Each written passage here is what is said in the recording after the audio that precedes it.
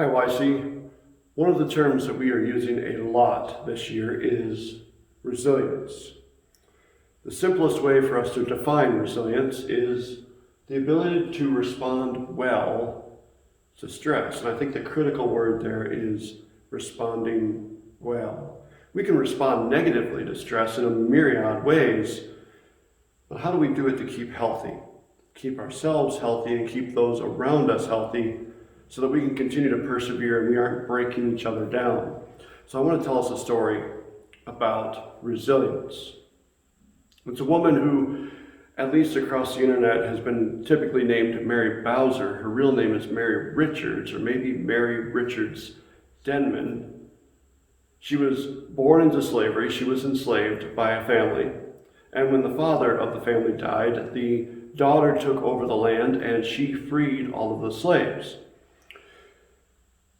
She also, as much as she was comfortable freeing slaves, she wasn't necessarily comfortable with African descent people being in this country. And so she had Mary Richards, which was her name, this particular young enslaved woman, had her educated in the north and then sent her to Liberia, which was a common thing to do in the mid to late 1800s, was to send African descent individuals out of the country. This is another subtle form of racism, or not so subtle form of racism, is to send African descent, people of color, send them out of the country. So Mary Richards was sent out of the country. And she went to Liberia. And then she came back. And when she came back, she, as many African descent individuals, she struggled to get by economically, socially. And so she returned back to the woman who had set her free and began a career as a spy. So there were pro-union spies, many spies, who worked throughout the South. Some of them were white, some of them were freed slaves, and some of them were fully enslaved individuals. Mary Richards, which is her real name, she goes by Mary Bowser because that was a mistaken name, but if you look her up on the internet, you will find that name. Her real name is Mary Richards. Mary Richards was a freed woman who impersonated an enslaved woman who, with many other enslaved women and men, served primarily Union soldiers who were arrested and being held in prisoner of war camps in Richmond and various other places around the South. And so the primary job that these spies did was they brought medicine and food to the Union soldiers. And for the black soldiers in the Union Army who had been arrested and put into these POW camps, helping them find ways so that they could be free, setting them free, helping them participate in the Underground Railroad. Mary Richards was a part of a lot of this work. Later on, towards the end of the war, 1864, I think is what historians are agreeing, Mary Richards began to work closer to Jefferson Davis. If you go through your history, you find out that Jefferson Davis was the president, if you will, of the Confederacy, this false nation that formed to the south of these states that had left the Union. And so he was part of this army and part of this faction that had broken away from the United States. He had a great deal of power and influence, obviously, and she found ways to be near the Confederate Senate and to be near Jefferson Davis to gather information that was then funneled out to the Union Army. So she may not be the only spy, and she was absolutely not the only spy, but her story has been celebrated, and rightly so. It would be impossible for us to imagine what it would be like to be a freed person of color, in a part of the world where it was an assumption that African descent individuals were slaves, and yet she was free. To imagine the kind of resilience that it would take to continue to go back to a space where she easily could have been found out, she could have easily been arrested herself, or maybe even simply stolen by another landowner, and that happened all the time. And her story is just one of countless enslaved individuals throughout the war and long before the war who found ways to resist slavery and all of its destructive powers in this country. She has a remarkable story about resilience. How do we talk about resilience here in the 21st century? We as a group of people here in Mount Morris and beyond. Resilience for us is the ability to respond well to stress. In fact, Dr. Schiraldi, who is a retired lieutenant colonel in the United States Army, he graduated from West Point, and he's now a PhD scholar who studies specifically resiliency and endurance amongst soldiers. So this is the kind of guy who hangs out with special forces types, been doing it all of his career. So he knows people who have seen some of the worst military action that we could comprehend and far beyond what we could comprehend. And yet he works with people who are dynamically resilient. And he has a definition very similar to this, a little broader to this, where he calls resilience the ability to enable a person to respond well to extreme and everyday stress. So we're not just talking about the crazy stuff that the Green Berets and the Navy SEALs endure, but the day-to-day stuff that you and I might endure, and some of the craziness that can wear us out and break us down over the course of our days, our weeks, and our years. So how do we endure it? How do we get through that? Because it's easy to do it once in a while, but when it just keeps coming, when people in our lives get sick because of COVID, when maybe we have gotten sick because of COVID, and it upends all of our plans, or because of our school going to in-person learning, and then we have an adaptive pause, and then we go back to school, and maybe down the road we'll have another adaptive pause, or we'll completely end in-person schooling.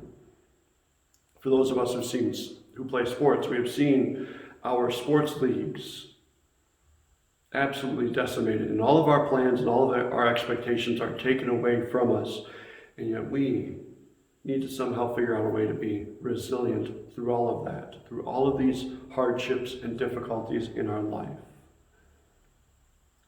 So Dr. Schiraldi, he offers a variety of different ways. In fact, because he's been doing this for his entire career, he has whole books, which I can tell us about when we are in person.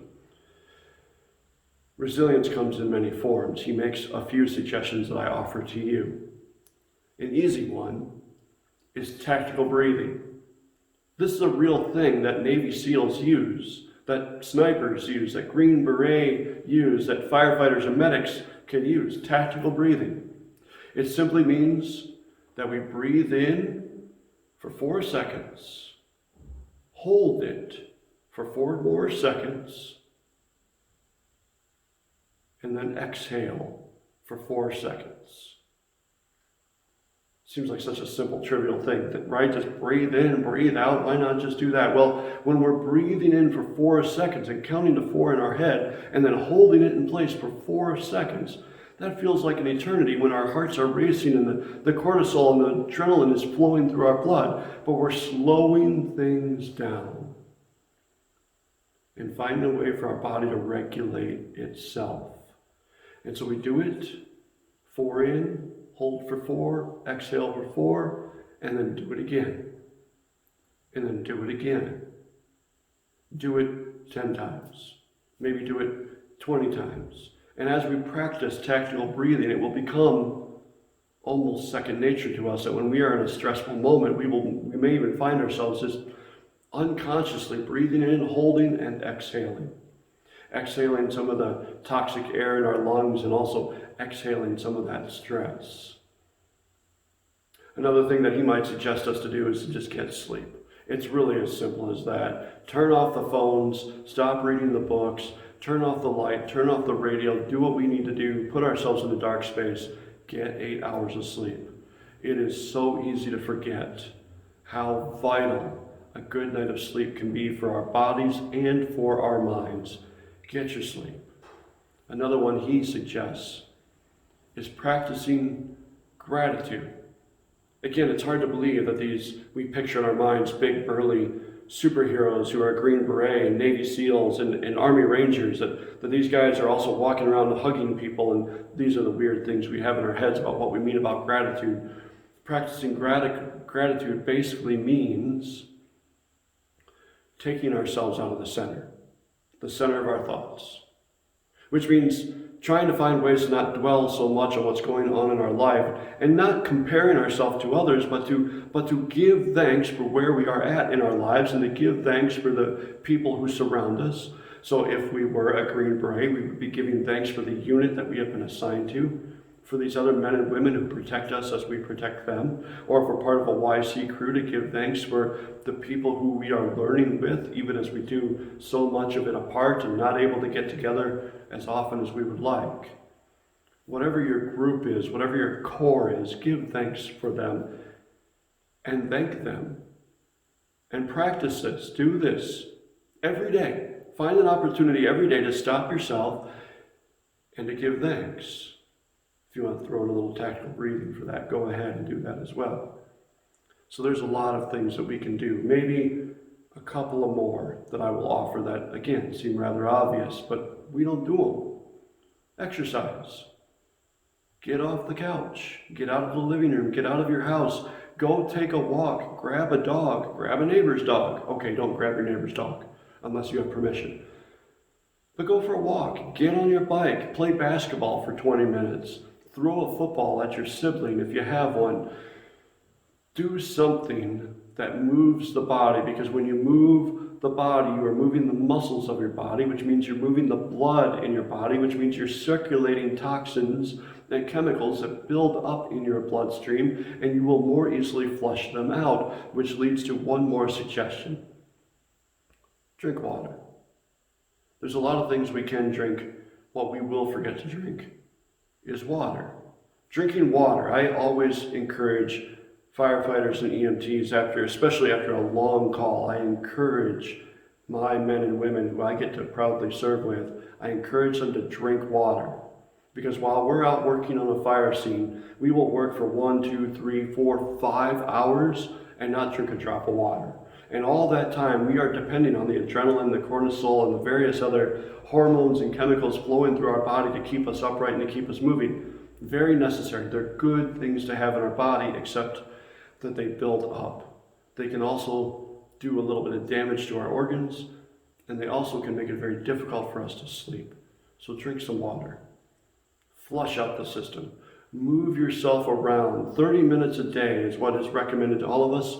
So find a way to move for 30 minutes. Take your steps. Find a way to fall asleep. Turn off the lights. Turn off the phone. Find a way to practice gratitude. Give thanks every day, just once. Give thanks. Give thanks to God, whatever you need to do. And again, it is so simple. Breathe in for 4, hold for 4, exhale for 4. It's called tactical breathing. You can look it up on the internet. It's a real thing. 2 things I want to invite us to do. The first one, practice some of these steps for resilience. Just try them out.